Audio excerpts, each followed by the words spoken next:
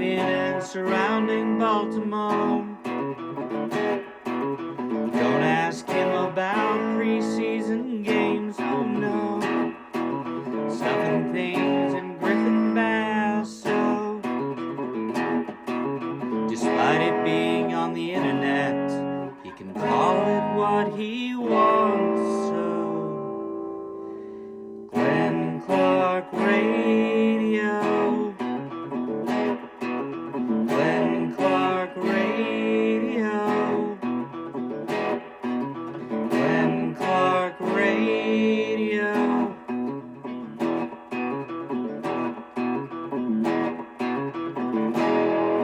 Duke sucks.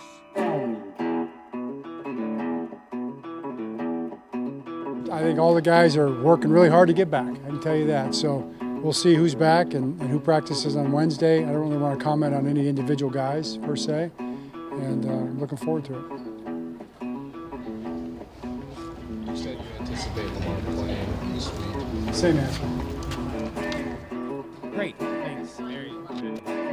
Hi, good morning. It's Glenn Clark Radio. Glenn, he's Griffin. That was John Harbaugh yesterday, meeting with the media out in Owings Mills. And as you may have seen, there was no Lamar Jackson when the Ravens took to the practice field yesterday. Now, to be clear, and I said this yesterday on Twitter, I am not worked up about that yet. As I said yesterday, Wednesday is the day that I'm concerned with. If Lamar Jackson doesn't practice on Wednesday, then I'm concerned about his availability for Sunday. It's a weird thing. Somebody would say, well, why wouldn't he practice on a Monday? What I would tell you is that, like the natural rhythm of a football season, there is no such thing as a Monday practice. This is something that you do simply because the Ravens weren't willing to give the guys that much time off during the bye. For two reasons. One, because of the early bye. Two, because obviously of what's been going on the field. If they had a bye later in the season, they almost certainly would not have had a Monday practice. You get beat up. Right, because they're not beat up right now. You get your butt kicked. I understand. The wear and tear of not having a week off for like 10 weeks is more taxing than it is for 6 weeks. And I get it. You can say, yeah, but look at how banged up the Ravens are. A Monday practice isn't really a thing. And I'm not saying that the Ravens, because I certainly do not know, didn't install or implement anything yesterday, but typically that's not something you do on Mondays. Not something you do when you just get everybody back together. Usually you're still combing through film and planning that, and you have an off day today, and the coaches put all that together. And Wednesday is when you start installing things that would be different for the game plan that week. So Wednesday, to me, it's totally plausible that, like, Lamar Jackson could have practiced yesterday, but the Ravens just said, look, this one's not imperative. Let's wait it out. We'll have you out there on Wednesday. The easy flip side argument would be, well, why would they do that? If Lamar is healthy enough to practice, why wouldn't he practice? Fair question. Do I have the answer? I don't. I would just say that Monday isn't such a critical practice that I'm choosing to get worked up about the fact that Lamar Jackson wasn't out there. That's it. I would also think if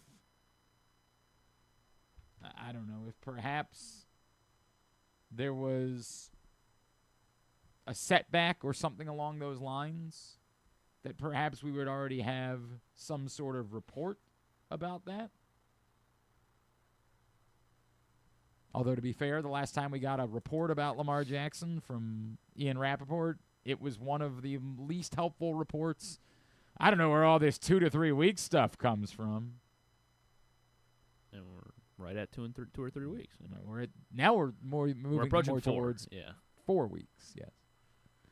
So at the moment, I'm not choosing to be worked up about it simply because I don't know about the significance of a Monday practice. You want him out there for Wednesday. You want him out there as you start shifting and getting ready for the game. Yesterday was more like, all right, we're all back from the weekend. You guys might not have eaten all that well for a couple of days. Let's just get back to football activities. Wednesday is when things start getting critical. So get back to me tomorrow. Lamar Jackson not on the practice field tomorrow. I'll tell you, I'm very concerned. I know immediately our minds traipse into what happened in 2022 and the fact that the Ravens continuously said, It's day to day. yeah, it could be this week, and it never was. And I get it. Completely, totally. I get it. And I can't tell you anything other than, like, I can't say, no, there's no way that they're hiding something more significant. How would I know that? And given the history of this, I would tell you have every right to be concerned. But there's a difference between being concerned and being conspiratorial. Like if what you're going to is, well, this definitely means... No, it doesn't definitely mean anything. No.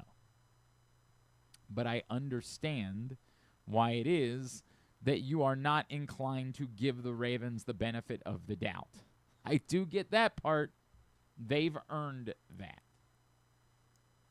But we'll see. Again, today is not the day. There will be. It's like me talking about firing John Harbaugh. I think Chris Canty brought it up last week. Like, maybe the message is gone still. And by the way, we just react to everything. And Chris Canty hasn't said anything that anybody else hasn't already said. Like, we've all said the same thing. That day, we're going to get there. It's not today. It's not Tuesday. That day is coming. Where at least the conversation is warranted. I can't say with certainty the day is coming where John Harbaugh's going to be fired. I don't know what's going to happen. I don't know, as I said before, Steve, but it's just not. We're having the conversation on the wrong day. It's like we think we're very smart. I got a wild card for you. What if they fire John Harbaugh? Congratulations on being the 5,000th person to have asked that question. Well, it's only 5,000. With a microphone in front of them. And it's not, I'm not trying to fight Chris Canty. I like Chris Canty. He's very smart. It's just not, it's not relevant to the day-to-day conversation. Like, we're all aware of how long it's been since the Ravens won a Super Bowl. We're all aware of how many playoff wins they've had in that time period. We're all aware of it. And it's all part of why you're right. There will be questions about John Harbaugh's future. But today isn't the day. Today, they need to proactively try to solve problems. One of those problems might be veteran leadership. I didn't really talk a lot about this story in the Baltimore Sun because, and I'm not trying to knock the author, Josh Tolentino, because I think he did a good job. I guess what I would say is I don't think there's anything that's quite as explosive as you think it is.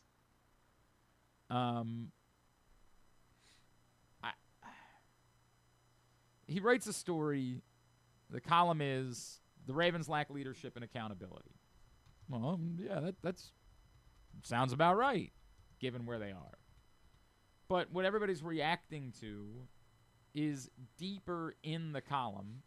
There were two quotes from anonymous players. One said, one player who spoke on the condition of anonymity to speak freely about the situation told the Baltimore Sun, quote, "If you have somebody cursing you out, you'll be super cautious about the next play," unquote. I'm just not even sure why would that person need to be granted anonymity? Like, I don't even know what, and I'm not, this isn't, I think Josh Tolentino is reporting this factually. I just don't know why it's a big deal. If somebody's cussing you out, you might be cautious. Yeah. But does that mean the person shouldn't be cussing you out? Like if the story was the Ravens players have a problem with how much the coaches curse them out, then that is interesting to me. Right? Like that, or if there's one particular veteran who's got a cursing problem, but I don't know what's interesting about this quote. If you have somebody cursing you out, you'll be super cautious about the next play. Wouldn't a lot of people say, yes, that's a good thing? That's the idea. That's why you do it. Hey, don't effing fumble the ball. Stop effing fumbling. Then maybe you're going to think about it a little bit more. A lot of people really reacted wildly to this, and I was like, yeah, that one's weird. I don't understand what they're saying, and I'm also not really sure how it's connected to anything else in that story. He brought up other things within the story, and I think the other anonymous quote is a little bit more interesting, but that one's almost bizarre. Like, what? I'm going to use past Ravens players. Like, imagine that you're having a conversation. Back in the day, I'll give you guys that I used to talk to in the line. Everybody knows we lost Arthur Jones recently, and it kills me. Arthur Jones was someone I was incredibly close with. But imagine me talking to Arthur Jones. Hey, tell me about the leadership on this team. I could hear him saying, like, yeah, man, so-and-so. Who would have been a veteran leader? Bernard Pollard. You screw up, man. Bernard Pollard's all over you. And, you got that guy cussing you out. You're going to be a little bit more cautious. Is that a negative? Or is that an example of someone being a leader? So do you think the information was just presented in an odd fashion? I don't know what. If it was presented that let me give you an example. Why was the Tua Tagovailoa diatribe so problematic? They're losing games, but that definitely factors. We found out that he was guilty of the same thing. The Deshaun Hamilton. Right? Like the point that he made was actually pretty good, right? Like, if they have a problem with guys going to meetings, then that maybe does need to be called out. But clearly he was the wrong messenger because he was part of the problem, and yet he was trying to it's the Tim Robinson thing. He's wearing the hot dog suit and saying, we're going to find the guy responsible for this. If the point is there's one guy who's always screwing up and then cussing other people out for them screwing up, we're all trying to find the guy who did this. Nailed it. Yeah, perfect timing. Not at all when I had moved on. But sure, you get it. That's Tua Tagovailoa. What I'm saying is, like, if the point of this was a young player was pointing out there's a veteran player who's always getting on them, but it's a problem because the veteran is doing all the same things, then, like, yeah, you got a point. But the transition went this way. Coach John Harbaugh was asked directly earlier this week about the team's player leadership. His answer came across as measured with a dose of optimism. Quote, we're going to get great veteran leadership, unquote, Harbaugh said Monday. Quote, I believe that, and we're going to have to. Nothing is going to be more important than that, unquote. Inside the locker room, some players have downplayed the idea that someone needs to step up in a traditional way. One player who spoke on the condition of anonymity to speak freely about the situation told the Baltimore Sun, quote, if you have somebody cursing you out, you'll be super cautious about the next play, unquote. The context would suggest that means someone is doing that, and they are a leader. So again, I don't understand. why they need to be anonymous, which isn't a knock on Josh. Josh, if he told this person, hey, I'd like to talk to you about leadership, and they said, I'm not talking to you on the record about it, then no matter what they said, it has to be presented anonymously. But this is innocuous. The second part, another player who spoke on the condition of anonymity said, quote, you could say, oh, there's no leadership. There's nothing different that's happening. What? I was going to say, do you put that in quotes? Oh, sorry. Quote, you could say, quote, is there a second? That's what I meant. Put the quote in it. But it's a second. Right. What do you call that? I don't know. You could say, quote, oh, there's no leadership, quote, unquote. There's nothing different that's happening this year than last year besides maybe it's repetitive execution, but it's the truth. You go back to last year, there wasn't guys like rah-rah standing up. Roquan Smith got the team going every game, but there's really nothing different in terms of leadership that happened last year that isn't happening this year, unquote. What he's telling you is there isn't a leadership problem. So again, why is it anonymous? And I'm not, when I'm saying that, I'm not questioning, I want to make that abundantly clear. This is how reporting goes. If you tell someone that they'll be anonymous, then no matter what they say, positive, negative, whatever, it has to be anonymous. But none of this is damning. It's the opposite of that. It's suggesting that there is good veteran leadership. So I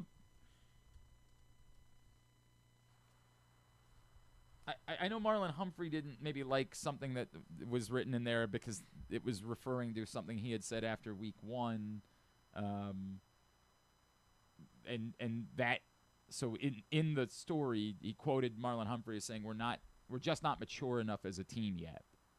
After the week 1 game, he went back. He said, nearly 7 weeks ago, after the Ravens blew a 15-point fourth quarter lead to Buffalo, veteran quarterback Marlon Humphrey also dodged the media. A few days later, under a more comfortable setting, he offered one of the more honest assessments of the young season, quote, we're just not mature enough as a team yet, unquote.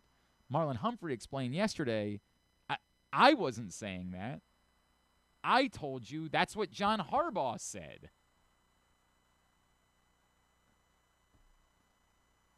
So this whole thing is weird, and it got a lot of reaction, and I wasn't trying to be dismissive and not bringing it up. It's just that I'm not sure what the point is. The Ravens suggest they don't have a leadership problem. The Ravens say we've got everything's the same as last year when we won the division. Nothing's different. You screw up, somebody's cursing you out, and you're going to think about it more. Like that's what the Ravens said, for some reason anonymously, to the Baltimore Sun. More at 11? Like, I just don't think there's anything significant about that. If you're like, there's just no way. There has to be a leadership problem. Okay, but they're telling you there isn't. So I'm just not sure how significant that story is. I mean, I feel like there might be, but they're saying there isn't. Today's show is brought to you by CountySports.Zone. Everything you need to know about high school sports here in the state of Maryland. Find it, CountySports.Zone, proudly sponsored by your local Toyota dealer, buyatoyota.com. Let's bring in PressBox Ravens beat writer Bo Smolka, who joins us every Tuesday on the program. Bo, according to this sort of strange column from the Baltimore Sun, the Ravens don't think they have a leadership problem. I can't say otherwise because I'm not there.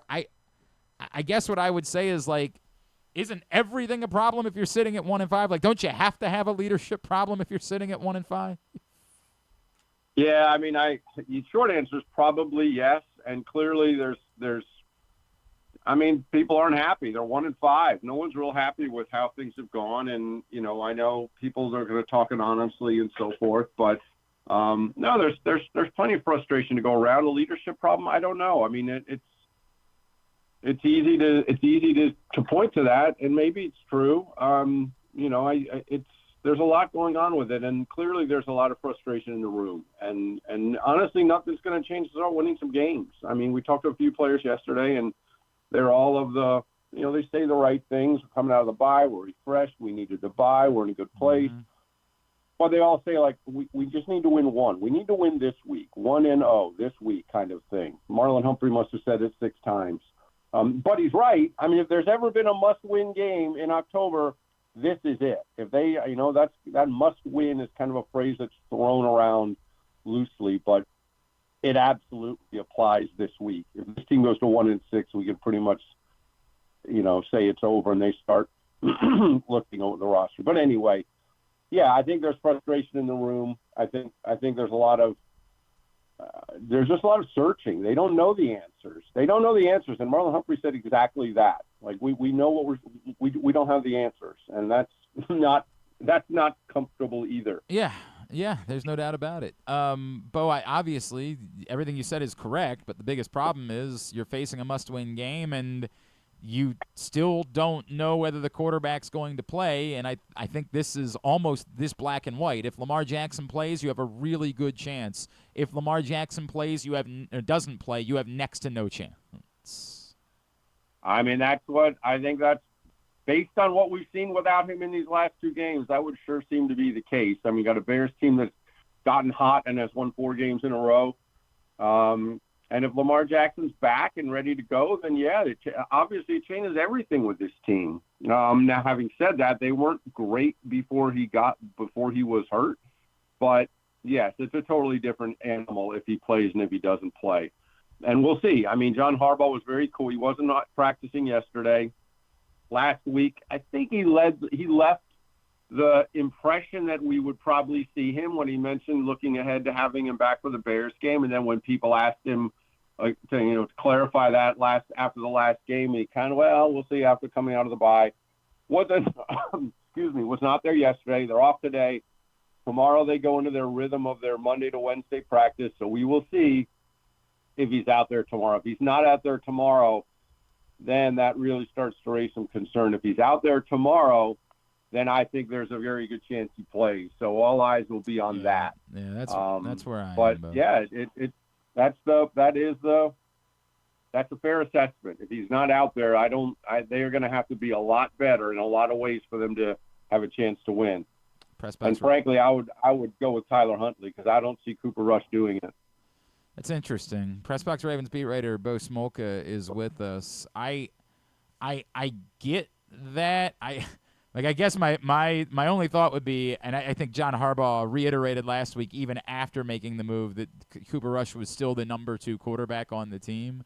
But I don't know. I'm just not sold that there really is any actual difference. If you're doing it with Tyler Huntley, it better be because you have lots of gimmicks in mind. Because if you're asking Tyler Huntley to play a traditional NFL quarterback role, we've got way too much evidence. He cannot make enough throws to believe that you can win a game that way. I'm not opposed to it. It just means to me you better be emptying the playbook of gadgets and gimmicks based around the idea that at least he's got some escapability.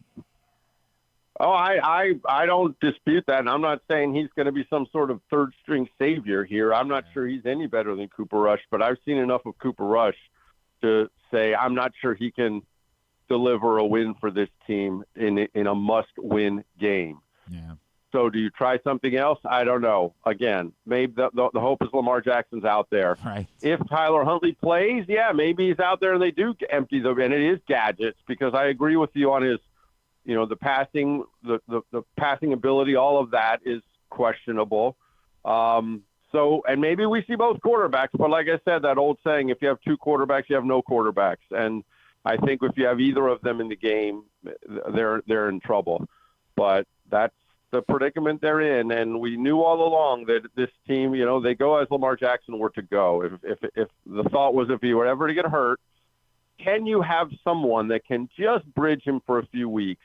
And they thought they had that with Cooper Rush, and it appears that they don't because he's in 7 quarters that he's played, he's led them to 1 touchdown and 5 turnovers, and that's just not winning football, as John Harbaugh likes to say. No, that math is not going to math. Bo, I guess the good news would be that it looks like we're going to add Roquan Smith to the name to the list of healthier Ravens, and maybe Pat Ricard, maybe?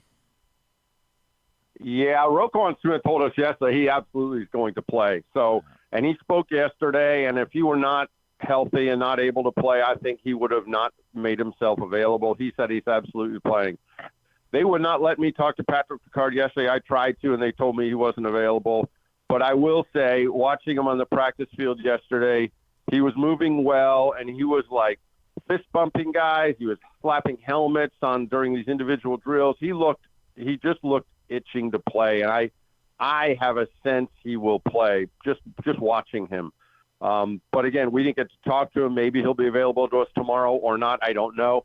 But just watching him and watching the way he was engaged and moving, it tells me that there's a decent chance he'll play. And I think it's a big thing. I mean, if he plays, for all the trouble they're having with their offensive line, they really have had trouble with any kind of lead blocking in front of Derrick Henry as well. And I think they miss Patrick Ricard a ton. And I asked John Harbaugh about that a couple weeks ago, and he kind of downplayed it because I didn't think he wanted to throw anyone under the bus about what other players were not doing well. They've kind of tried Zaire Mitchell-Payton as this kind of stopgap Patrick Ricard, and that's not really worked that well. I just think they've really, really missed him in the run game. And I think, the offensive line still needs to block better, but you have Patrick Ricard in there. That's a whole other element to your blocking. And I think that if he's back, that should be a big boost for the running game. Would it be enough if they don't also have Lamar Jackson? Maybe not. Probably not. But it would be a big help. And just watching him yesterday, my gut tells me he'll play this week. Little bit of a weird, we're now 9 days removed from the injury, and Tavius Robinson still hasn't been moved to IR. I had a couple people ask me about that. I assume that's not because they're not they're suddenly questioning the timeline. I assume that's just, hey, there wasn't a game to be played, so we didn't need to do it. But also, you'd think you'd want to get that timeline started a little bit quicker. I don't know. I'm a little confused by it, but I assume there's not much there. I assume at some point this week, either they're going to be trading for a player today and putting them on the roster, or they're going to be moving up like a Malik Ham to the roster, and I assume he still ends up on IR. I would think he'll end up on IR. John Harbaugh told us it's a 6 to 8 week injury, so I would think he'll go to IR. They also need to move Emory Jones to the 53-man roster this week, probably tomorrow. It's possible they make that move at the same time. So Emory Jones is that rookie offensive tackle / guard, third-round draft pick who has been on the non-football injury list the whole season, missed all of training camp, all of OTAs, all of everything, and then started practicing October 1st. So he has a 21-day window after which he has to either be added to the 53-man roster or go on season-ending IR. And John Harbaugh said yesterday he is not going on season-ending IR, so he'll be added to the roster tomorrow. And it's possible that the Tavius Robinson goes to IR as that corresponding move. Yeah, it's also possible that they'll add another player from outside the organization. I know Carl Lawson was in on a workout. They've seen him before, 30-year-old, had played for the Bengals for 3 or 4 years. He's a guy they might add. If you take a guy like Malik Ham or Kamon Rucker, the two outside linebackers on the practice squad, you could theoretically just game day elevate them for a week. So you don't necessarily have to add that player to the 53. One kind of complication would be if you're not going to have Lamar Jackson again, and we don't know that yet, but then you'd have to use an elevation on Tyler Huntley, and you only get 2. This would be Tyler Huntley's third and final elevation. But with one of those practice squad outside linebackers, it's not a guarantee you would move them up, but it looks almost certain that Emory Jones will be added to the 53-man roster tomorrow, and it's possible Tavius Robinson goes to IR as that move. Or, as you said, they could bring another outside linebacker player, and Tavius Robinson could be that move. I still think we'll see him go to IR this week. What else are you monitoring this week, Bo? I mean, I guess we still have to talk about whether or not they're going to finally make an offensive line change, but, boy, we've been doing that for like 3 weeks now, so I don't know whether or not I think they're actually going to make any changes. Yeah, I mean, like I said, we try to kind of read the tea leaves on that. We're not really allowed to watch practice when they get into their full offense, and we're not even allowed to say it even if we had noticed it. We're not allowed to talk about formations and stuff. But that would be a thing to watch again. They've talked about it all the time, every position. And John Harbaugh was asked about it again on Monday, and you get the sense he gets tired of being asked about it. But he says, look, these evaluations go on every day in every position group, and the people who are best suited to make these decisions are the coaches who are watching them every day. So they haven't made any changes yet. We will see. I know a lot of people want to see Corey Bullock get inserted at one of the guard spots, give him a shot. They've got Kenyon Green they picked up off the practice squad, or, he's on the practice squad now. Maybe one of these guys gets a shot there. It just feels like it's worth trying something else. I think that's the overall feeling people have, is it might just be worth trying something else. And if Ben Cleveland gets in there and gets run over 6 times in a row, and you say, well, you know what, that didn't really work. Maybe that wasn't any better. But I feel like people just feel like it's worth trying something else. We'll see. Again, we'll see by the end of the week whether that's the case. And really the first time we get any indication of that officially will be when we watch the team warm up before the game on Sunday, because that's when you really see how they line up in the warm-ups, is how they're going to play. And obviously we'll be looking to see whether Lamar Jackson's out there tomorrow. That's the big one. And then, how Patrick Ricard looks, how Roquan Smith looks. W. Woozy is back practicing again. It does feel like they're getting healthier. But again, if Lamar Jackson's not there, then everything else is clouded regarding the health. So he's the one everyone will be looking for, and the rest we will monitor over the week. He is Bo Smolka. At B Smolka is how you follow him. And, of course, PressBoxOnline.com is where you see his stuff. Bo, appreciate you as always. We'll talk to you again next Tuesday. All right, Glenn, take care. It's Bo Smolka, PressBox Ravens beat writer, with us here on GCR. Quickly before we get to break, Bo referenced some of the things that Marlon Humphrey had to say, and I did find some of Marlon Humphrey interesting yesterday. Just talking about some more big picture types of things. So share a little bit of that with you here. Marlon was asked about the idea of looking at the schedule. Some of the things that we've talked about from the outside, right? Like, do you look at the schedule? Do you say, hey, like, it could set up to make a run? This is what Ravens cornerback Marlon Humphrey had to say about that. It would be nothing greater if we could beat the Chicago Bears this Sunday. I think we are 1-5. We are like 1-5. We've won 1 game, lost 5 games. The only thing I think anybody wants to do is just to win 1 game. If you're focused on anything other than that, I hope you let somebody know, because you need to either meet with our mental health person or somebody, because we need to focus on 1 game, 1 practice. I just want to win a game. That would be like really cool. I'd be really happy. It's just not fun to lose games. It's something I told the defense. I've never really been a loser in my entire life. I'm not really cool with being a loser. I'm not really comfortable with being a loser. So I just want to win 1 game. And if that's not everybody's mindset, there needs to be a sit down and figure it out how we can get that on your mindset, because I think that's going to be the only way going forward for us to win 1 game. And we get on Marlon a lot, but I do appreciate that answer, which is, look, I'm just not doing that. I'm not. As we're peering at him through the bushes as well. Well, this is a different conversation. I didn't mean to choose this. No, this is tough for me to talk about, because this has become an issue the last couple of years. I don't remember who the player was, but someone posted a video of a player answering a question in the locker room and didn't realize that another player who had come out of the shower was in the background, and you could see their butt in the background of the video. And it led to more dialogue about whether or not reporters should be inside the locker room. And I've always said, like, we try to paint this in very black and white terms. Reporters would always tell you, yeah, we need that. The players aren't going to give you more of their day. And this time is valuable. And from being on a beat, I can tell you it's insanely valuable, because this is when you can have conversations that are off the record that could lead to future stories, that you could just talk to guys catch up with them, get to know them. It's not all, this is informal, where ideally you don't have someone breathing over you, although, as I am to understand, that's gotten more and more difficult, and they've lorded over you more and more. But to me, the experience was far more personable, and that was beneficial for creating relationships, and that led to better coverage.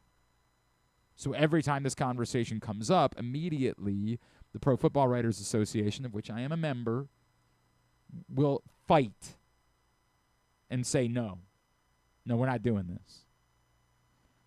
I would tell you, I've always thought it was awkward. Like, that just looks, Marlon's body language there asks for people to say something about it. He's defeated. He's looking down the entire time. He's not looking up at the cameras. He's not looking up at the reporters. He's looking down. His head's down. It's asking. But that's the awkward nature of he's sitting down at his locker. It is going to be a little bit more relaxed for him.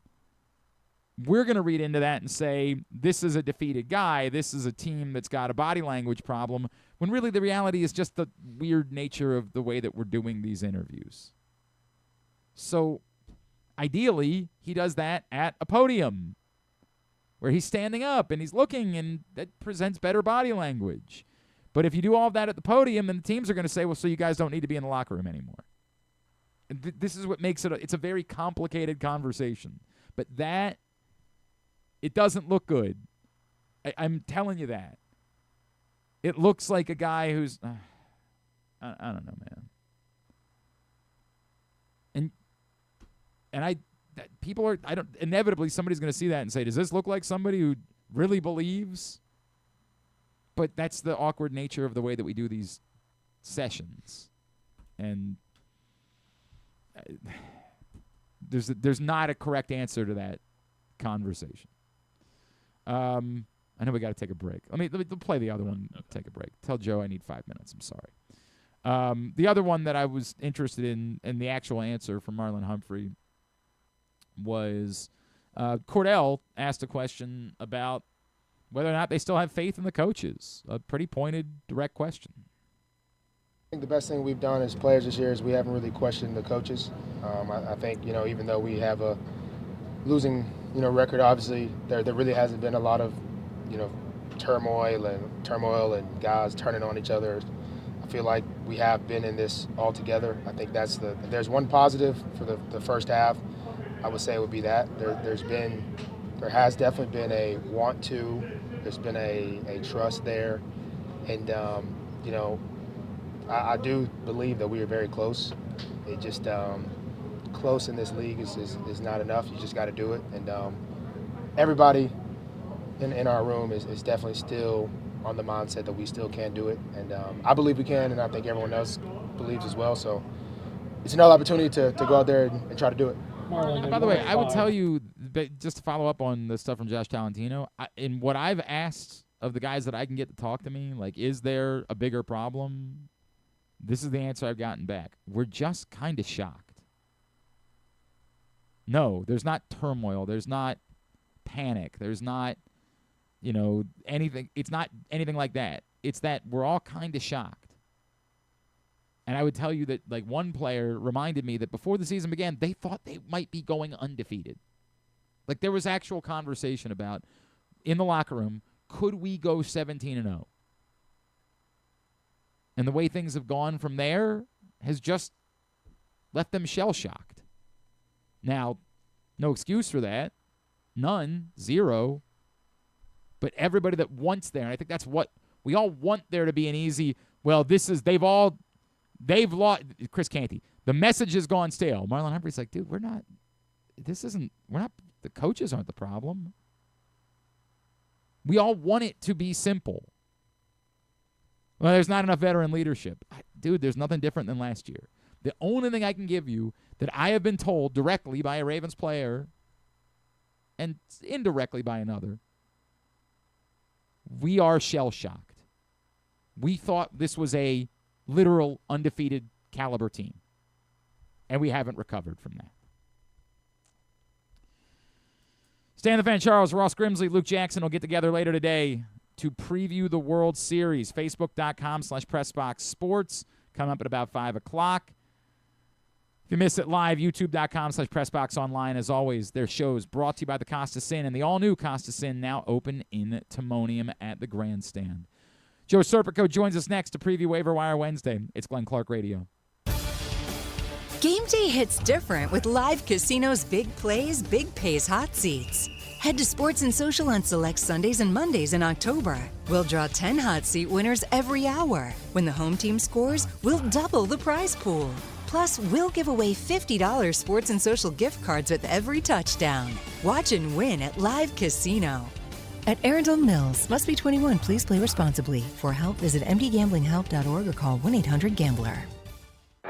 Feeling sluggish, unfocused, or not like yourself? It could be low testosterone. At Game Day Men's Health, we specialize in testosterone replacement therapy to help men boost energy, improve mood, and regain confidence. Our treatments, including testosterone cypionate, are safe, natural, and tailored to fit your lifestyle with weekly injections or pellet therapy. Get started today with a free testosterone test and feel the difference. GameDayMen'sHealth.com. Game Day Men's Health, where men reclaim their game. The weather's getting cooler, so when you and your family are picking out a place to dine, be it lunch or dinner, let's make it nice and easy. Now, with 2 great locations, the Costas Inn remains your #1 destination. Whether you want to get steamed crabs and the full Costas menu out at the original location at 4100 North Point Boulevard, or sample the complete menu minus the steamed crabs at the new location above the grandstand at the Timonium Racetrack, Costas is your place to go. Check out the website, CostasInn.com, for a look at the menu, and if you want to plan that crab feast, call 410-477-1975. The Costas Inn. Gambling can be a fun and entertaining experience, but there are risks involved. If you're planning on betting on the game at the casino or on your phone or computer, know your limit, stay within it. Set a budget and a time to stop. Remember, gambling isn't a financial solution, and it doesn't mix well with alcohol or drugs. Know the risks and have a plan before you begin gambling. For free and confidential services, call 1-800-GAMBLER 24/7 or go to helpmygamblingproblem.org. Looking for Baltimore's premier waterfront dining experience? Head to Nick's Fish House, located in the Baltimore Peninsula. Enjoy crabs all year long, plus happy hour Monday through Thursday from 3 to 6. Planning a celebration? From rehearsal dinners to corporate crab feasts, Nick's is the spot to make it unforgettable. And the fun doesn't stop there. Live music fills the air every Thursday through Sunday. Check out the full lineup at nicksfishhouse.com. Nick's, it's where Baltimore comes to eat, drink, and play by the water. Make the most out of every day in your Toyota RAV4. Available in hybrid or gas-only models. A RAV4 can get you where you want to go in style. Check out buyatoyota.com for deals on new RAV4s from your local Toyota dealer today. Coming back in here with Glenn and the other guy, Garrett, whatever his name is. You know who they are. Back in here on GCR as we continue along on a Tuesday edition of the program. If you haven't picked up the new print issue of PressBox yet, you need to do that today. It is available for free at your Baltimore area High's Dairy stores. Of course, while you're there, get some ice cream, get some coffee, and get this print issue of PressBox. Great cover story from Don Marcus about Jim Smith, new athletic director at the University of Maryland, the role he took on, his background, how he got there, and decisions that he might have to make, the unique nature of the job as he arrives. And that print issue of PressBox is available wherever you find PressBox, and you can go to PressBoxOnline.com/find in order to get that list of locations, but includes your Baltimore area High's Dairy stores. Go pick up that print issue of PressBox or read it all at PressBoxOnline.com. It's Tuesday. On Tuesdays, we preview Waiver-Wire Wednesday. Joining us now, PressBox Fantasy Football Analyst. He is Joe Serpico, and he is with us now here on GCR. Joe, what's going on, brother? How are you?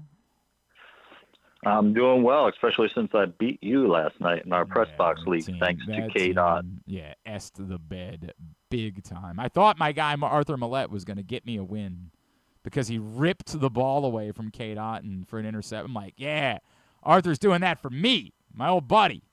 Yeah, it wasn't for Glenn. It wasn't meant to be. Let's talk about it. Obviously, nowhere else that we would start. Joe, would you use, I would say 60%, 80%, or all 100% of your fab to go get Joe Flacco this week? He's definitely somebody you want to roster this week, that's for sure, just because it's a dreadful week for quarterbacks, to be honest. Other than Joe Flacco, I don't even know who to tell you to go out to grab, just because you've got the 6 teams on a bye, and then a lot happened over this weekend, too. You got Daniels get banged up. You had Bryce Young get banged up. Tua get benched. Fields get benched. We don't know what's going on with Lamar. And then do you really want to trust Carson Wentz after what we saw? So Flacco is, if you need a guy this week, he is without a doubt the guy to get. What a performance. I mean, turn back the clock. Smart man to just look at Jamar Chase all day, every day. Probably going to be the factor the rest of the season. And the beauty of it is it's not like he has to do anything spectacular. You just got to get the ball in his playmakers' hands, Chase and Higgins, and let them do what they need to do. And the numbers are going to stack up. And then I kind of like this matchup this week against the Jets. The Jets' defense has kind of been lackluster compared to years past. So, yeah, we could be looking at Flacco having another 300-yard day this week. So, yeah, if you're in the market, I mean, don't go too overboard because, he's probably just a spot starter for you. But if you need him, like true desperation, like I said, with all these guys out, maybe use 5 to 10 of your fab to add them to your team. I hear what you're saying. I actually do have a larger question, right? Like, who might your quarterback be? Because to your point, all he's got to do is get the ball to Jamar Chase, T. Higgins. Well, they're not going anywhere. He showed he's capable of doing that. I don't want to overstate it because I do still think there's a chance that offensive line gets him killed at some point. Mm-hmm. But is there a chance that, like, Joe Flacco might long-term be a better option than someone that you're currently starting at quarterback? Well, I've got him as quarterback 10 for week 8. Now, he's rest of the season, it's going to be kind of more matchup-based, I think, for him. Because, like, let's put him in the same range as, let's say, as Caleb Williams, who's, hit or miss. Jordan Love's hit or miss. Aaron Rodgers, we saw he even had a terrific week this past week, but then he also has some weeks where he kind of lets you down. What we saw from last night from C.J. Stroud was god-awful. So, like I said, this week with Flacco, I really like the matchup.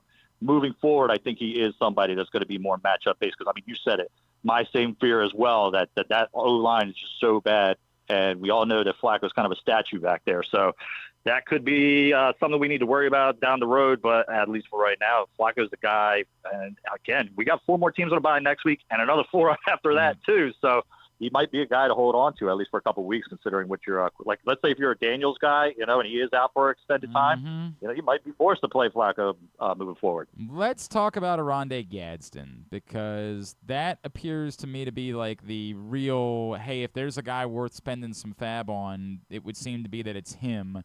Walk me through how legitimate you find this to be now that he's had back-to-back 7-catch games, and how deep you're willing to go. And again, give me like who might your tight end be right now that you would definitely rather have Oronde Gadsden and you're willing to spend money on him. I agree totally. He is the priority pickup for this week without a doubt. We keep talking about it, how dreadful tight end's been. And this was a guy who had the profile going in. I know I have him in a dynasty league. I drafted him often, very, very late in best ball leagues. Just as a guy, he had all the physical traits that to make it work, and then now we're seeing it kind of. He had franchise records this week with 164 yards. So yeah, in regards to who I would rather have him than, let's say, Mason Taylor. I'm probably paying him over Kyle Pitts. Waiting to see what's the situation with Njoku this week on whether I would start Bannon or Gadsden, but as of right now, I probably will have Gadsden as my. Right now, I'm looking at my rankings. I have him at tight end 8. We'll see if I maybe even bump him up to 6 or 7. But as opposed to, I would rather have, like we've talked over for weeks now. Do I want Mark Andrews? No, I would much rather have Gadsden. Do I want what about Tucker Kyle Kraft? Pitts? I think I'm still giving Tucker Kraft the benefit of the doubt for now. I mean, I think right now we're talking about there's maybe, and I'm stretching it, maybe 9, and that's really, like I said, stretching it, tight ends that I feel confident starting right now. And then, like I said, I have Gadsden I have at 8 this week, and that's more because with Laporta and McBride on a bye this week. Wow, I'm struggling with this, right? Like because every time I've kind of thought that a waiver wire guy was going to save my season this year, they've all disappointed me. So I'm like, That has been the case most of this year, to be honest. Yeah, well, Woody Marks came up with a gentleman's 14 last night, a miraculous late touchdown that was significant in one league. But, yeah, on the whole, really, really disappointing. I saw who else was on your list, and the Common On guy had obviously a big week, and Brashard. Are you really spending fab on any of these guys, or is this just, hey, they're worth rostering if they're available somehow? I think it's more of the latter. They're worth rostering if they're available to you, again, especially with so many teams that are going to be off. The one that I'm more keeping an eye on, and I've brought him up the past couple of weeks, is Smith. He's getting more and more playing time. We've seen nothing impressive from Isaiah Pacheco this year, and then Kareem Hunt got banged up. So that got Smith all the targets in the pass game, which was good to see. Like I've said numerous times now, he's the most explosive back they have. So I think just over time, he is going to get more and more play. So if I was going to spend a fab on one or the other, I probably want to spend on Smith and then hope I can get Monangai off of free agency after the fact. Because Monangai, he had a terrific game this week.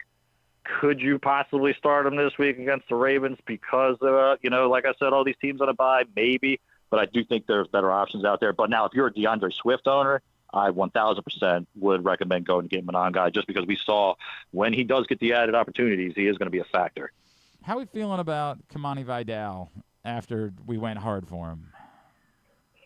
Yeah, I mean, could you have to start him if you have him? Most likely just because we keep having this thing that we know the Chargers, they want to run the ball. Even though Herbert actually, I believe, had a career high in passes this week. But we know that's what they want to do. Now, is it something they're going to be able to do? We're finding this out, especially this past week. But, especially this week, I think if you have Vidal, you still got to start him. But he's probably more of a running back 3 right now as somebody that you have to must start. But, again, with so many teams out, you're going to have to play him this week. And I'm just trying to see where I have him right now. I have him at running back 26 right now. So, just outside of the top RB2. So, if you have them, you probably got to start them. They are going against Minnesota this week. I mean, Minnesota didn't look too great this past week, but we do know that, they're historically a pretty good defense. So, if you have other options, you might want to look there. But if you're in a situation where that's all you got, you just got to keep riding them out. I was devastated to see Mike Evans go down last night, Joe. You didn't literally just trade for him last week. Oh, I didn't not do just that. But flip Travis Etienne for Mike Evans last week with Cordell in order to try to address your awful wide receiver problems. And apparently Terry McLaurin is never going to play football again. Well, yeah, there's that. So who does Glenn have to add? Tez Johnson, Sterling Shepard, Kate Otten. What is the how do we navigate the Bucs pass catchers? I think Otten's actually the man to own with Evans out. I mean, let's face it. Right now, he's got 2 receivers that he's targeting the most. One is Otten, the other one being Ibuka. Tez Johnson, he had a decent game again. Found the end zone for the second straight game, but at the same time, the workload's just not there. So if there's a pecking order for the pass catchers in Tampa Bay right now, it's Ibuka 1.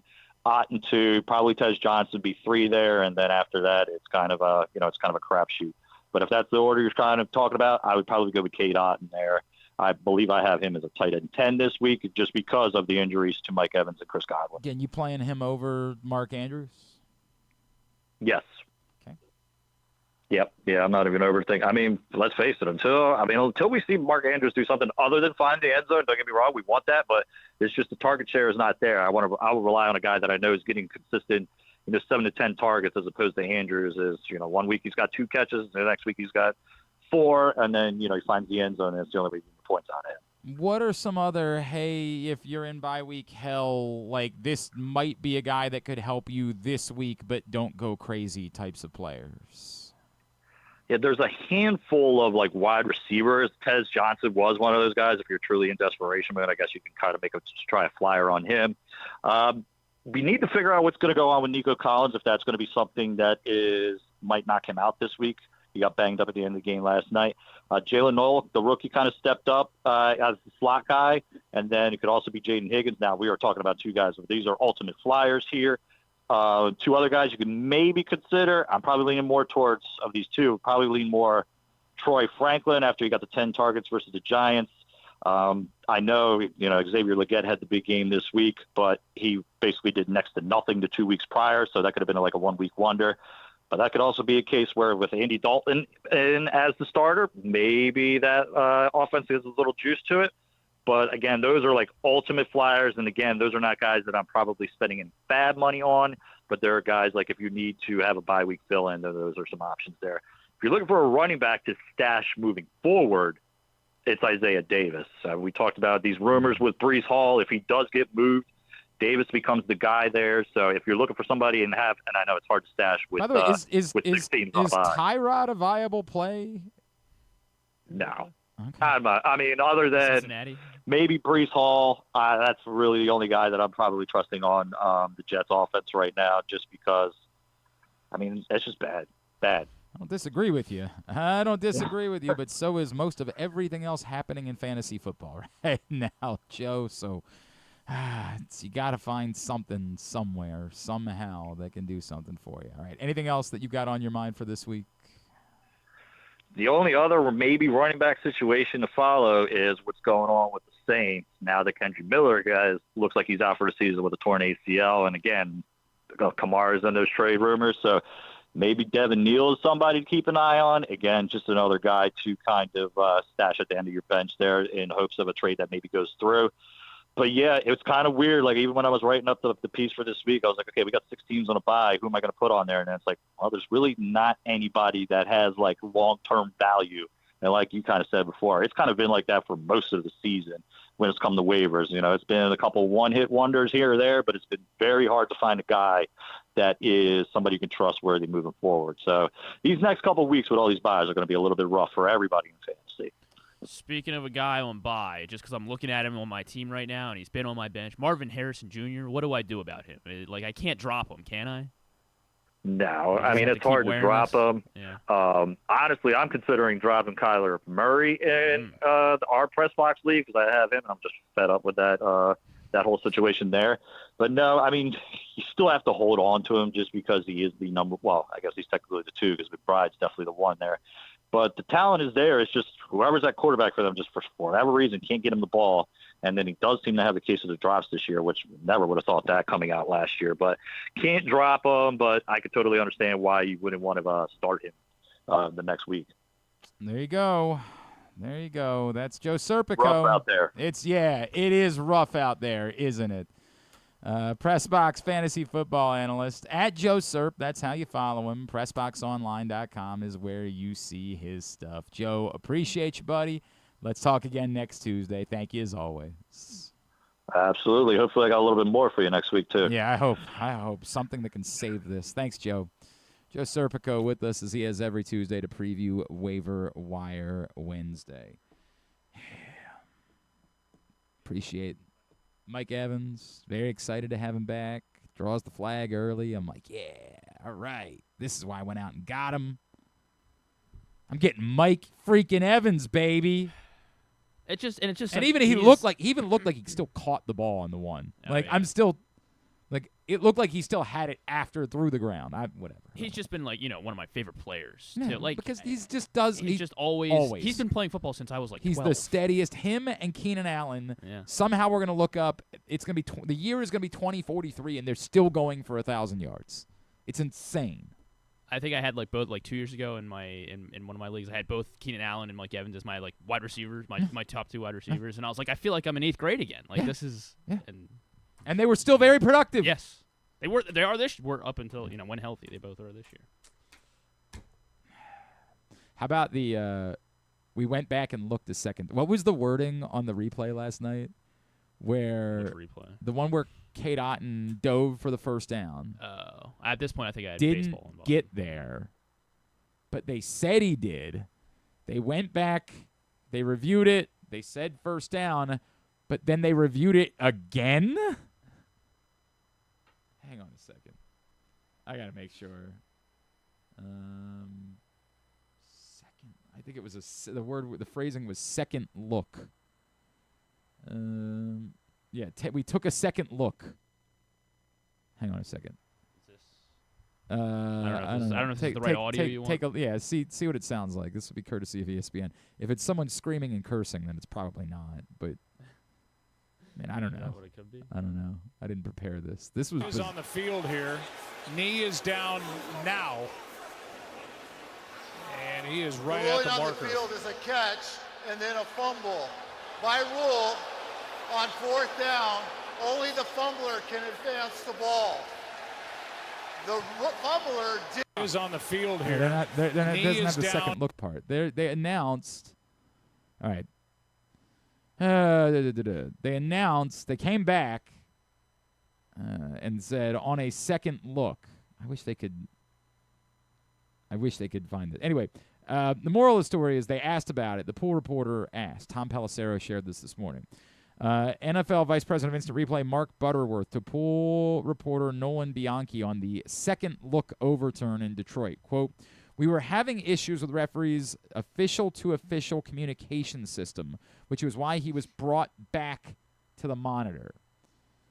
So the way the questioning worked.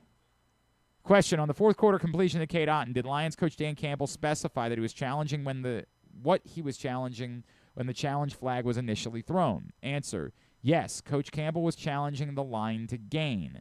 Question, why was the spot not looked at during the initial replay review? Answer, we did look at the spot. We were trying to mirror angles together.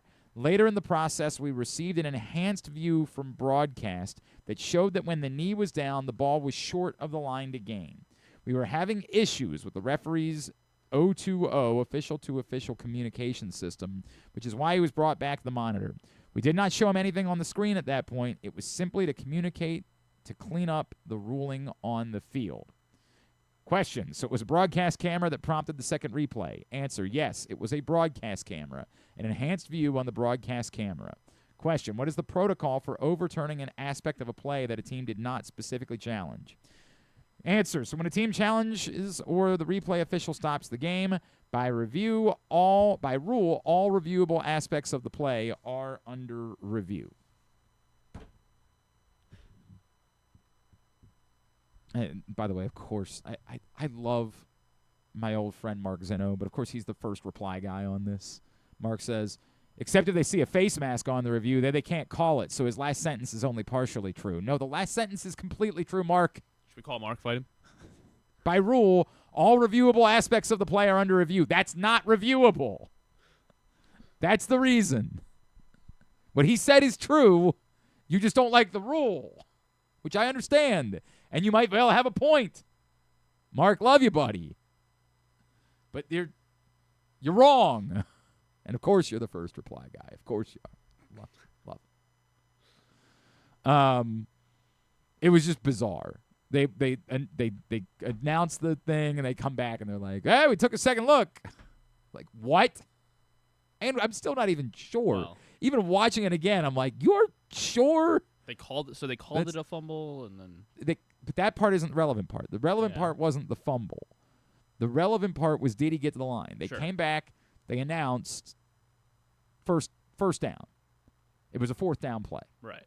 And then they went back to the monitor, and then the official came back out and said, on a second look, the runner was actually short of the line to gain. And everybody on the internet lost their minds because what the F are you talking about, second look? What? So they were looking at something else. But they're saying they didn't get the last view, that last angle that they used to determine he was short. They didn't have that at first. And apparently the argument, but they're saying, if you take them at their word, and I understand why you wouldn't, if you take them at their word, they're saying we couldn't convey that to him because the communication system wasn't working. We had it the whole time. That's why we buzzed someone, told him to go back to the device, and then we let him know, hey, we have this other angle. This is one of the rare times the NFL was lucky baseball was going on because I had no clue that this happened. Yeah, you were the one. Nor do I care. You were the one. Everybody else was losing their minds about this. Well, this was like late in the game, right? Like this was... There was still enough time left for Tampa to. Well, I mean, they're down by 2 scores the whole time, but yeah, there's still plenty of time for them to make their move, and they would have been in pretty good field position if they had gotten. But it was late in the game. Down. It was like I want to say it was in the fourth quarter. Okay. It might have been the third or the fourth. It was in the second half for sure. Come back in. We will get a tidbit. We'll get tubular, and we'll chat with Enrique Bradfield, top Orioles prospect, who is having a lot of success in the Arizona Fall League. That's on the way. Don't forget, Project Game Day returns this Sunday. Myself, Rita, Tyus Bowser, KZ. Who knows who else might be part of it? Following Ravens Bears, come hang out with us. PressBoxOnline.com/gameday. It's all brought to you by Game Day Men's Health, 1-800-GAMBLER, HelpMyGamblingProblem.org, the Costas Inn, and Live Casino and Hotel. The weather's getting cooler, so when you and your family are picking out a place to dine, be it lunch or dinner, let's make it nice and easy. Now, with 2 great locations, the Costas Inn remains your #1 destination. Whether you want to get steamed crabs and the full Costas menu out at the original location at 4100 North Point Boulevard, or sample the complete menu minus the steamed crabs at the new location above the grandstand at the Timonium Racetrack, Costas is your place to go. Check out the website, CostasInn.com, for a look at the menu, and if you want to plan that crab feast, call 410-477-1975. The Costas Inn. Gambling can be a fun and entertaining experience, but there are risks involved. If you're planning on betting on the game at the casino or on your phone or computer, know your limit, stay within it. Set a budget and a time to stop. Remember, gambling isn't a financial solution, and it doesn't mix well with alcohol or drugs. Know the risks and have a plan before you begin gambling. For free and confidential services, call 1-800-GAMBLER 24/7 or go to helpmygamblingproblem.org. The latest edition of PressBox is available now. On the cover, Don Marcus profiles new Maryland Athletic Director Jim Smith, breaking down the challenge he faces in his new role and the unique background he brings to the job. Also inside, Brandon Schwartzberg takes an in-depth look at Orioles outfielder Dylan Beavers. And we meet college basketball players from all the programs around the state before the season gets underway. PressBox is available for free at over 250 locations throughout the region. And starting this month, you can find us at Baltimore area High's Dairy Store locations. Plus, you can read the entire issue online at PressBoxOnline.com, where you can also find great betting advice and the best daily coverage of the Orioles, Ravens, and Terps. Game day hits different with Live Casino's Big Plays, Big Pays hot seats. Head to Sports and Social on select Sundays and Mondays in October. We'll draw 10 hot seat winners every hour. When the home team scores, we'll double the prize pool. Plus, we'll give away $50 Sports and Social gift cards with every touchdown. Watch and win at Live Casino. At Arundel Mills, must be 21. Please play responsibly. For help, visit mdgamblinghelp.org or call 1-800-GAMBLER. Feeling sluggish, unfocused, or not like yourself? It could be low testosterone. At Game Day Men's Health, we specialize in testosterone replacement therapy to help men boost energy, improve mood, and regain confidence. Our treatments, including testosterone cypionate, are safe, natural, and tailored to fit your lifestyle with weekly injections or pellet therapy. Get started today with a free testosterone test and feel the difference. GameDayMen'sHealth.com. Game Day Men's Health, where men reclaim their game. Contrary to what some people believe, I actually like this guy when he sleeps. Glenn Clark, talking sports. All right, back in here as we wind down, and yes, the World Series is set. I can't, as I told you before, I'm certainly not, I wasn't rooting for Toronto because Cito Gaston still sucks. We know you're rooting for the Dodgers, yeah. No, definitely not rooting for the Dodgers. All of a sudden, I go from like hating Toronto again to be like it's been a roller coaster for me this playoffs. Rooting like hell for them against the Yankees, rooting like hell against them, and now back to rooting like hell for them. It's just a very weird feeling that I've had. But poor, Orioles legend Edward Bizzardo. That's true. That's true. But that's what he gets for not calling himself Eduardo Bizzardo, because that would be a much better name than Edward Bizzardo. I mean, he actually been really good in the playoffs too, right? Yeah, but you go to Munoz there. It's the thing that everybody's talking about. There's 2 runners on. I was watching the game with my buddy, and we both were like, "We're going to you got to go to Munoz. This is the top of the order. order." Spot. Who's up after Springer? Lucas. Nathan Lucas, then Vladdy. I mean, like, there would be at least a question is, did you think at all about putting Springer on in that spot and loading the bases? I get why you don't want to do that, but is that run all that it's relevant. You'd rather be down by 1 than being down by 2, but how relevant is it? I don't know. Anyway, we all know what happened. Courtesy of Fox. I thought you were going to play the audio. Yeah, George Springer. Well, we were just talking through it, so I thought we'd commentate over it. Okay. Springer deep to left field. Nailed it. Blue Jays. Nailed Take it. the lead. Yeah, Springer tags a 3-run homer in the bottom of the 7th. And the Blue Jays don't look back. They win 4-3. They win the series 4-3. They become the first team to ever win a league championship series, best of 7, after dropping games 1 and 2 at home. Obviously winning 4 of the next 5 games in the series, including 2 elimination games in Toronto last night and Sunday night. So the Blue Jays on to the World Series. Friday night they will have home ice for the World Series, as Game 1, Canada. Games 1 and 2 will be in Toronto Friday and Saturday. Then Games 3, 4, and 5 in Los Angeles. As I said, I was talking to Paul Valley, the host of the Bat-Around yesterday, and we're trying to decide when the Bat-Around is going to come back after the World Series. And we were joking, like, well, probably won't take that long, because I just don't give the Blue Jays much chance. I hope I'm wrong. I pray I'm wrong.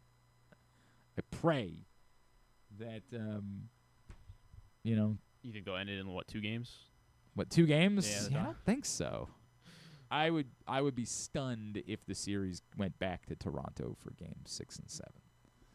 But I pray I'm wrong about that, and I pray the Blue Jays are the team that solves the Dodgers. So it'll be a full week since the Dodgers have last played a game.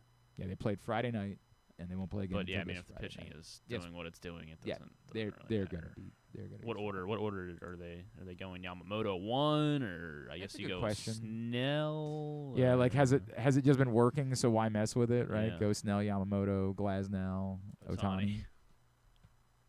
What a luxury! It must be nice, right? It must be nice. I also wonder there, like, is there someone of that group that would be more comfortable coming out of the bullpen?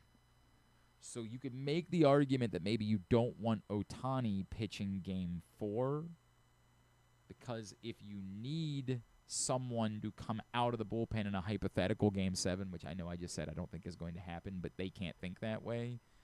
Obviously, I don't know. Dave Roberts is being pretty blunt about how he feels. Let's ruin baseball, baby. Right. But Ohtani wouldn't come out of the bullpen, right? Like, you can't warm him up. So can you? I mean, how would you do that?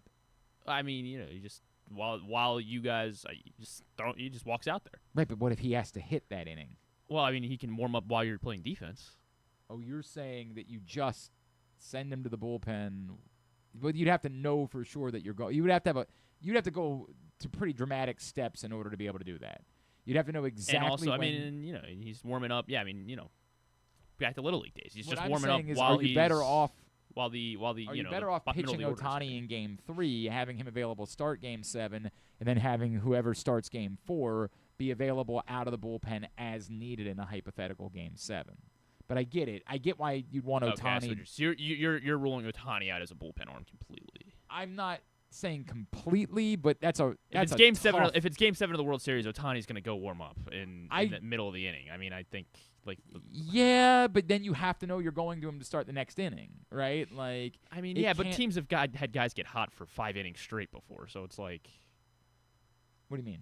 Well, I mean, we've seen Felix Bautista warm up for 3 straight innings before, haven't we? Like, it's we have. Like, it's. We have. I see what you're saying. What I'm saying is, you have to know if you put him out there. If you want to say you're just going to keep putting him out there to have him warm up for the sake of warming up, you can, but I mean. You're taxing a guy that you also might need to. I don't think that's a good plan. When you have the opportunity. I think he's proved that he doesn't. I don't know. If you're worried about him getting tired, I think he's proved that. I understand the thought process. I do. I still don't think that's a good plan. I think if you were the Dodgers, you want to have a different plan. I mean, yeah. If my best hitter on my team is also my best pitcher, and I have him available to do both in a Game 7, I feel like there's worse plans. Is he your best pitcher? Okay, no, yeah. but really your best option, when you're in you get to the 7th, 8th, 9th inning of a Game 7, and Get started on worst Friday. options you can have. Go Canada. Go Canada. I'd play the Careful, don't play their very songs. patriotically Greenwood song, but we're not allowed to because that guy's got to get his money, man. Look, we have had some incredible grifters in our time. Like, don't get me wrong, some amazing grifters. As grifters go, that guy 100% needs to be in the Hall of Fame. Like, that guy Grifting Hall of Fame. has stolen money for a very long time. Who else goes in the grifting? I have to think about who else is in the Grifter Hall of Fame. I don't want to piss anybody Maybe off. this will be the next episode of Rushmore. That they're Probably going on Twitter. mostly politicians. Like, most of them, I think, work in the political arena. All right, let's get a tidbit. We got another manager for the Orioles. Though. Oh yeah, Scott Service, right? Was it John Heyman who reported? Yeah, that? John Heyman. Yay! He's got managerial experience. Does he carry a big stick? Maybe bigger than Luis Rojas. Maybe. The news yesterday that we didn't get to react to, Albert Pujols will not be the Angels manager. Ooh. But apparently is very much in play for the Padres job. Is it tomorrow, they said? Yeah, I think that's he's the interviewing date for an interview. Wow. So that's the competition there if the Orioles were interested So in it's Albert weird Pujols. because it's not similar to like the NFL where it's like don't let the guy leave the building and then you feel like That's not been like that only in the NFL. That only happens with like very specific guys. Okay. Like usually they all go through the process. They take their interviews. would this like, be can an MLB team hire someone before since we're in this limbo before period? I want to say like LCS Thursday might be the cutoff for when they say don't do it. So does that mean that we see? So teams- Tony Vitello, maybe that one could be announced today or tomorrow. Or Yeah, whatever. the Giants potentially. Yeah, they typically. Would you take Tony Vitello for the Orioles? I wouldn't go that route. Not for the Orioles. I think that to me is an interesting hire for the Giants, but I'm just what I want in the Orioles manager is what I want, and so I'm going to be disappointed by a lot of these guys that don't fit that criteria. To be fair, somebody pointed out, is it basically Bob Mel? Like Skip Schumacher would have been this guy. And you could even say, hey, how big of a stick does Skip Schumacher really have? I would tell you that in baseball, he's so wildly respected because the Marlins job is perceived to be so difficult that I think that makes up for the fact that, like, I get it, the totality, he hasn't managed for as long as other guys. I just think that the job that he did in Miami was so incredibly respected that it gives him that big stick. So, yes, Bob Melvin fits that bill to me, but as a couple people pointed out, well, who else? It's a fair question. It's a fair question as to, at this point, who else is available that really even fits the managerial experience big stick. I don't know. Somebody asked me if I would have been interested in Mike Schilt. Mike Schilt retired, so it kind of doesn't matter. Guys retire all the time. What's that? Guys, Brandon Graham's back. It's true. I don't know. I don't know. I still tell you that I'm not out on Buck. I can't help myself. I can't tell you that I'm out on Buck, but I get it. I get why he's not really the best option here. So yeah, I mean, maybe for me it is coming down to Bob Melvin or bust to fit what my criteria, what I'm looking for. So you don't want Pujols. I know Of Stan. the other yeah. options, I would listen to Pujols because of the big stick. Okay. I would prefer Bob Melvin to Pujols. I'm saying that the only Your power rankings are Melvin of the guy names we've heard. Melvin, Pujols. names we've heard. Well, we haven't really heard Melvin tied to the Oh Orioles yeah, you're in right. any Okay, way. all right, you're right. Like the guys we've heard tied to the Orioles are Mansolino, Flaherty, Rojas, Pujols. Has there been an and- official report of Flaherty being I mean, both John Heyman. outside of him playing? John Heyman said Flaherty. I didn't see Heyman report Flaherty. That was like last week, and it was under a paywall. And now Scott Service. Like those are the only positive ties that we have to the Orioles job. So yes, of that group, it would probably go. Of that group, jeez, it would go Pujols, Service, Flaherty, Rojas, Mansolino. Dang, poor Tony Mansolino. I just he had the chance to tell me that he could do more with this group of young players, and he didn't. Well, you wanted them to score more points, didn't you? Yes, I wanted them to score more points. Like, that to me is disqualifying. You had the chance. You couldn't get more from the group. Sorry, you can't be the manager. This job requires it. As Stan pointed out, like, it could be a chicken and the egg thing. The answer could be it's the wrong group of players, 100%. But that's the group you have. The job requires getting more, better, and more consistent from this group of players. And if you can't, you're all going down with the ship. So that's why I wouldn't even gone through the rigmarole of making it seem like he was a candidate. I would have been very clear and direct. Love you. I'm sorry. We've got to find someone who's going to do a better job with this group. You are not in the running for this job. But that's me. Let's get a tidbit. Tidbit is brought to you by Live Casino and Hotel. Best place to watch every big game. Every football game day, every big fight night is Inside Sports and Social at Live Casino and Hotel Maryland. George Kirby started Game 7 for the Mariners yesterday and did pretty well. He only he only got one run charged to him. I guess he only went 4 innings, or he pitched into the 5th. Is that what I forget exactly when he got pulled? But Kirby became the 15th pitcher to start 2 winner-take-all games in a single postseason. And he is the fourth of those 15 to allow 1 or 0 runs in both games. So he joins a list that includes guy who was on the call last night. Oh, Smoltz. John Smoltz in 1991. In 1985, Brett Saberhagen. And then in 1972, Blue Moon Odom. Oh, Blue Moon. Oh, man. What the hell happened to us? The Springer home run, the first go-ahead home run. Do you know what Dennis Boyd's nickname was? One of my favorites of all time. Literally went by this, like much like Blue Moon. It's a name. Nobody called him Dennis. They all called him, like, if you got his baseball card, it said. What team was he on? Blank Boyd. He was an Expo at one point. He was on a few teams. It said Catfish Lloyd. It said Boyd. Oh, Boyd. Other than that. Nailed it. He was an Expo, a Red Sox, and a Ranger. He was a pitcher, or he was a pitcher. They called him Firecracker Boyd. 82 to 91. Literally the name that he went by. If you look him up on Wikipedia, it doesn't say in parentheses or in quotes a nickname. It says Oil Can Boyd. Oh, that's a good one. That was his name. Man. What happened to us? Oil Can Boyd? Oil Can Boyd. Why'd they call him Oil Can? Has been reported as coming from his beer drinking days in his hometown of Meridian, Mississippi, where beer was referred to as oil.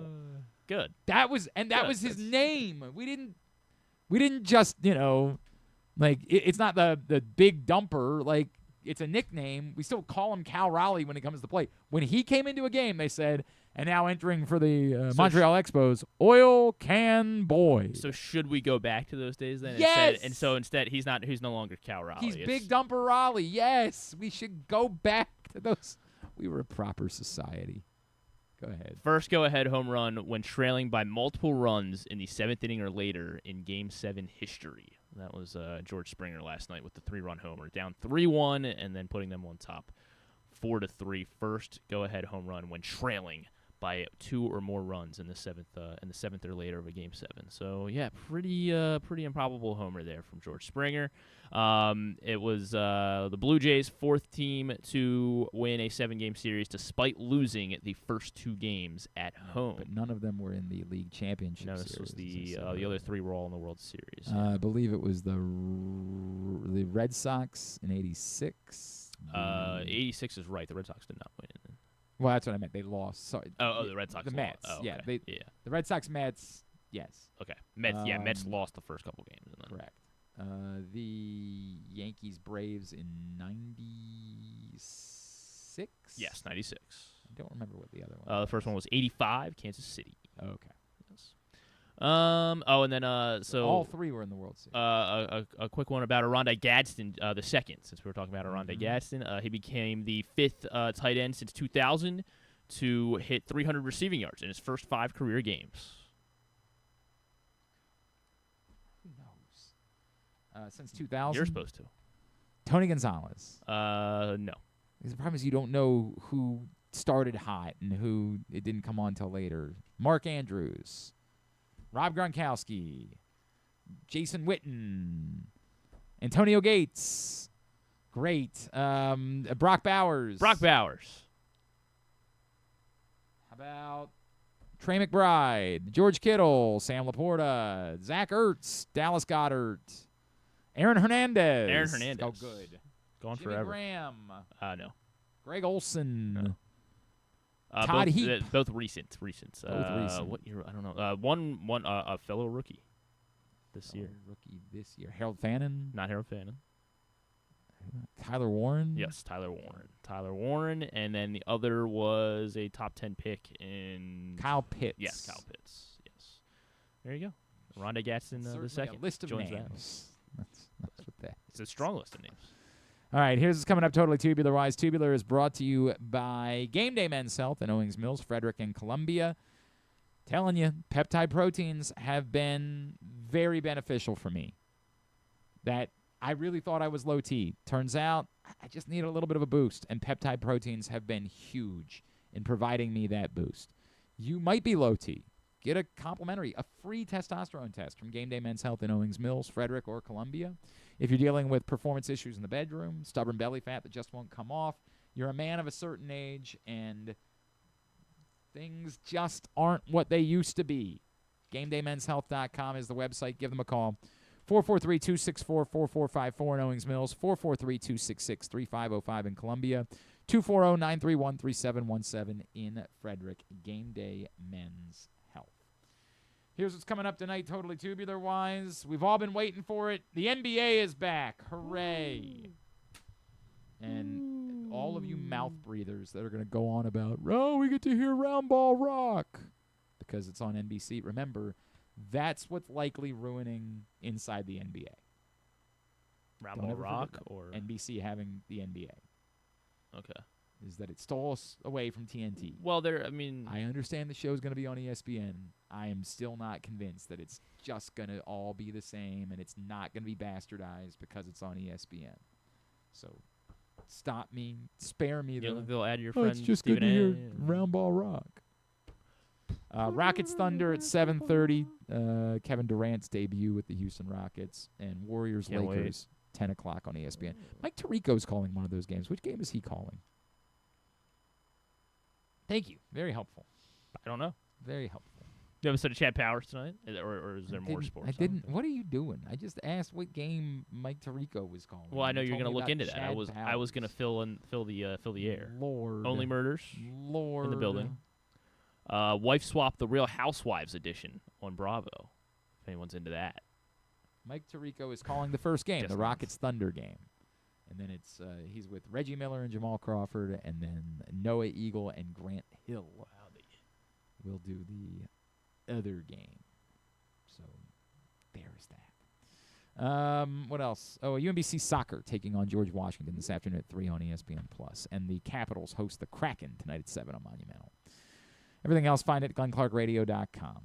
Thanks today to Joe Serpico, Bo Smolka, Enrique Bradfield Jr., who we're about to hear from. We'll get it all up in the greatest hits section of the Jacob Elordi and Charlie Puth we found with Allen Iverson. Tab at glennclarkradio.com. Tomorrow on the program, that guy will be back. Great. I'm sure he's got a lot. Drew Forrester. And Stuff and Things. Yeah, and you and I. Great. Oh, boy. Thanks to everybody at PressBox, all of our great sponsors and partners, including 1-800-GAMBLER, helpmygamblingproblem.org, Game Day Men's Health, High's Dairy Stores, CountySports.zone, your local Toyota dealer, buyatoyota.com, Costas Inn, Nick's Fish House, Live Casino and Hotel, and more. Thanks to Griffin at Griffin_Bass. Follow us, Twitter, Instagram, and TikTok at Glenn Clark Radio. Have a great Tuesday evening. Go UMBC Soccer. Duke sucks. We wrap up today's show. Had to do it a little bit earlier on, but an opportunity to catch up with top Orioles prospect Enrique Bradfield Jr. out the Arizona Fall League here on GCR.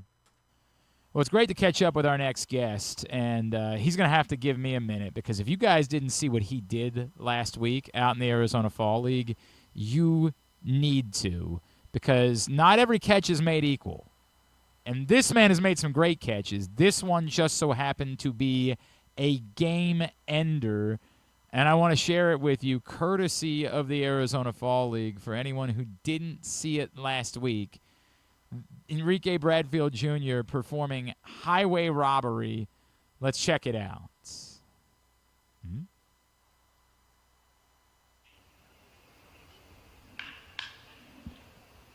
High in the air, deep left field. Carpathio's going back. So is Bradfield, who leaps up, and he makes the catch! Punctuates a Peoria victory with an exclamation point. Decent. Enrique Bradfield Jr., I can't even imagine, like, because you just do this all the time. I know it's the Fall League. It's not like Vanderbilt. It's not. But, like, where is this one on your personal list? Probably on my personal list is pretty up there. Yeah. I would say maybe even top 5. Wow. I've made some good catches, but I think from a situational standpoint, that ball off the bat was hit a mile in the air, and I thought it was gone immediately. That was my first reaction. I sort of kind of just drifted over there. I really didn't have to sprint because of how high the ball was hit, and I was like running over there thinking the ball's gone by 15, 20 feet. I started to watch it come down. I was looking over at our left fielder, Carp, and I'm like, man, he's really not close to this. I'm like, wait, this ball's coming my direction. So as it was coming down and I started getting closer to the wall, I was like, oh, I might be able to make a play on this. So I just went up. I got my glove on it. I hit the wall, and it actually knocked the ball out of my glove, and it just happened to bounce in front of my face. So it was kind of like one of those slow-mo moments where everything's happening really slow, and the ball was just like floating above my face, and I just went up like almost like coming down as a wide receiver with 2 hands, caught it with my glove in my bare hand. Man, it was awesome. That was a really cool. I was wondering if it was like the Sal Frelick thing from last week, right? Where like just go up there, who knows what happens? We'll see what happens from there. But dude, that was. It was pretty close to that, yeah. That's a good way to describe it. That is really cool, man. Awesome catch. And I know it's been an awesome time. First of all, thank you again for joining us, Enrique. We really appreciate you doing this. No problem. It's always fun coming on and getting to talk to you guys. I feel like I know this season, injury-wise, was tough for you. When you got out there to Arizona, did you feel like, okay, I'm feeling good, and this gives me an extended opportunity to remind everybody of exactly where I am and not read too much into anything that happened this year when I was going through some of the injuries? Yeah, I feel like it's easy for people to just watch or go online and read certain things, and everybody could have their own opinion. To be honest, like none of that really affects me, and none of that's going to change anything that I do. I know who I am. I'm very secure in that, and I know what I bring to the organization and bring to this game. So coming out here for me was just an extended opportunity to continue to keep working, to continue to find ways to get better, to improve. I'm having a blast. It doesn't get much better than this. It's very laid back, good weather, got a lot of good friends out here. Just having a lot of fun. When you're having fun with life, sometimes baseball can get a little bit easier. I feel like that's really starting to happen for me at this point. I lived out there for a few years. It's not a bad time. October is not a bad time to be in Arizona, right? Like, you're still getting in the pool. You can still go play golf. You can still do a lot of things that folks in the rest of the country can't do, so I don't blame you for that. But that is interesting to me because I feel like for some guys, when you get the word, hey, we'd like you to go to Arizona, that some guys might treat that as like a negative. Oh, you don't think I did enough this season? You don't like where I'm at? What was your thought process? Did they approach you? Did you approach them? And what was going through your mind about the idea of going out there this year?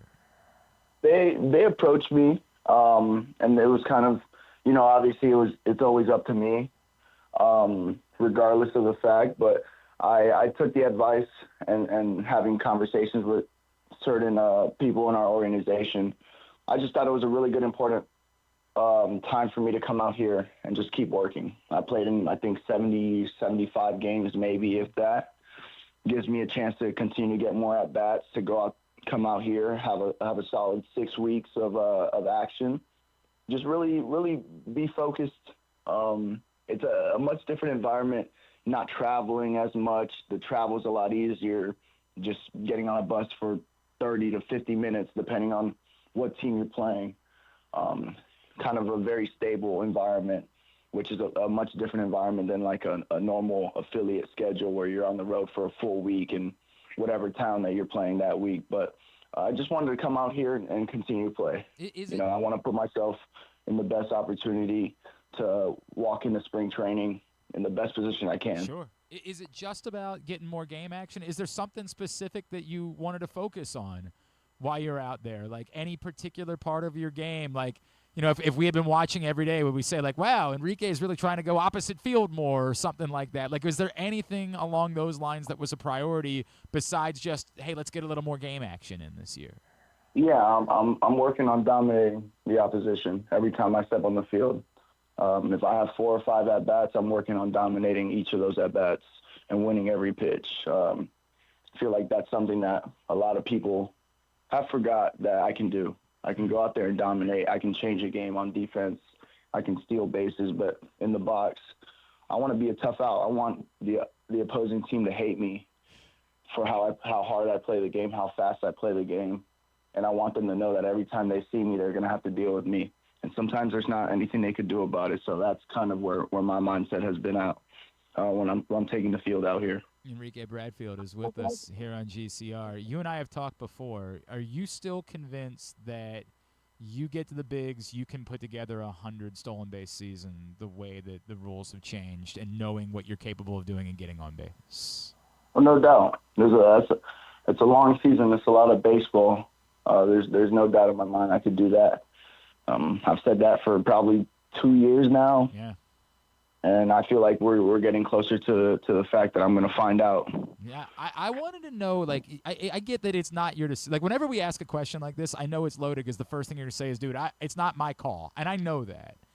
But do you feel like if you get the call that you're ready to do this next season at the big league level? Oh, I do. 1,000%. I feel like there's a chance I'll be ready to do it early. Obviously, like you said, it's not my decision. But at the same time, too, I'm going to work and put myself in the best position to go out there and just have the opportunity to compete.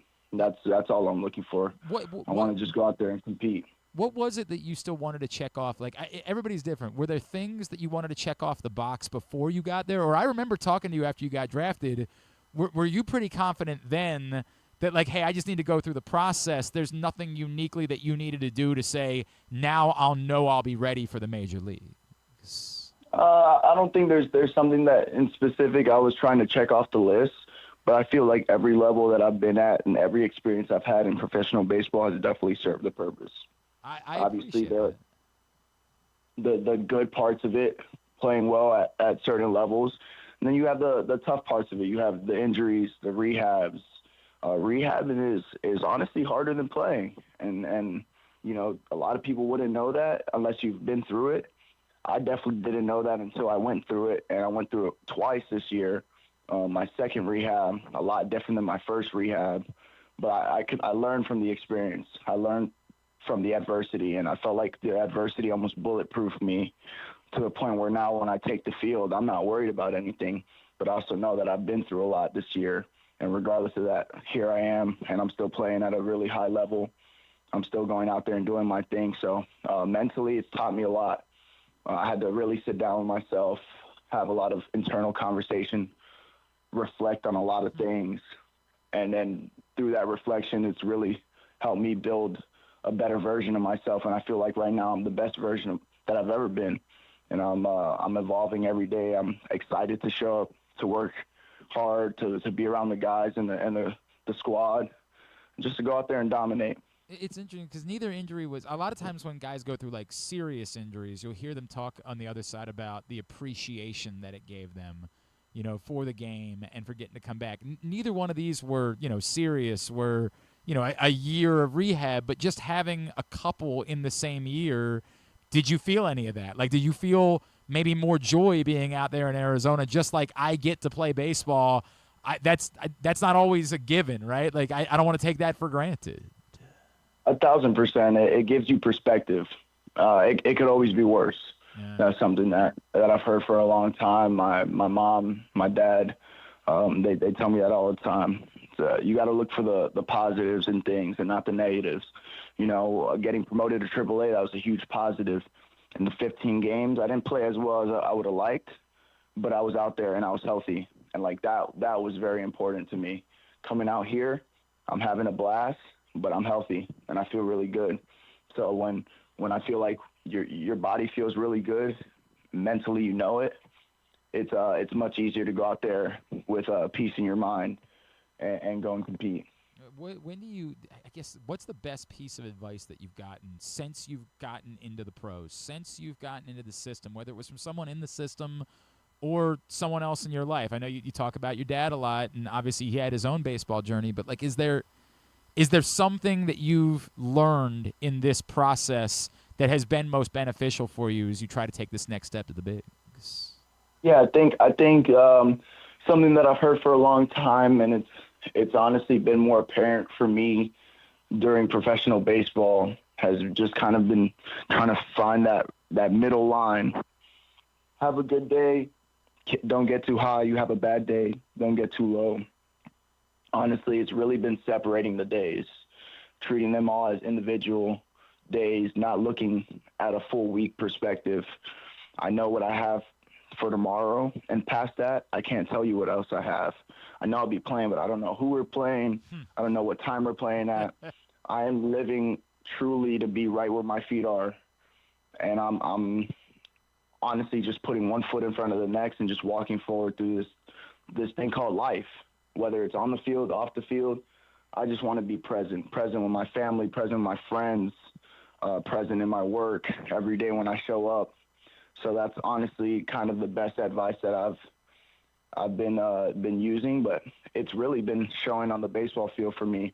I came out here in the first 3 or 4 games, maybe not the performances that I was looking for, but it's like I feel myself getting closer to what I'm looking to go out there and achieve. And I feel my misses getting closer to really what I want out of my swings. Cool. And as I start to feel that, it's like I'm getting more comfort in my at-bats. I'm seeing more pitches. I'm seeing better pitches, taking better swings. So I know that I'm pretty close and it's around the corner. And then finally now I'm starting to hit a stretch where playing some of the best baseball, I'm hitting the ball hard. I'm a tough out, and that's all I want to be. Go up there, be hell for the other team. And turn a walk into a triple, right? Turn Right. a ground ball through a hole into a triple. That's the exciting part, man. How about De Leon? Tell me about what you've seen from him while he's been out there, because my God, he's been just blowing everybody away, right? Yeah, I've seen some electric stuff. I've talked to a lot of the hitters, especially you get on base. You talk to some of the middle infielders, and they're like, man, what level is this guy at? Where is he at? And I'm looking at them telling him he's going to be in the big leagues pretty soon. Yeah, The way he's throwing the ball.